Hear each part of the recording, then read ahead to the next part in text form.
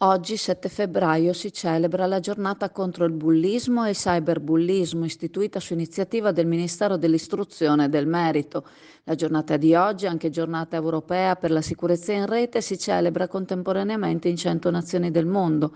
Indetta dalla Commissione europea, vede il Ministero dell'Istruzione coordinatore del progetto Generazioni Connesse.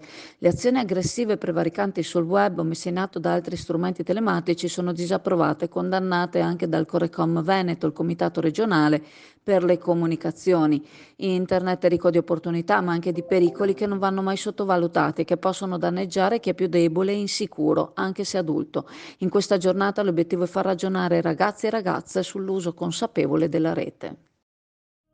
SD Auto informa della novità per il 2023, la revisione dei carrelli in sede. Si effettuano revisioni in sede dei rimorchi di massa complessiva non superiore ai 3.500 kg, 01 e 02, di carrelli per imbarcazioni, per moto, per auto, roulotte, trailer per il trasporto cavalli, carrelli tenda, carrelli trasporto animali e tutti i carrelli di massa complessiva non superiore ai 3.500 kg. Potete contattare SD Auto per qualsiasi informazione o chiarimento.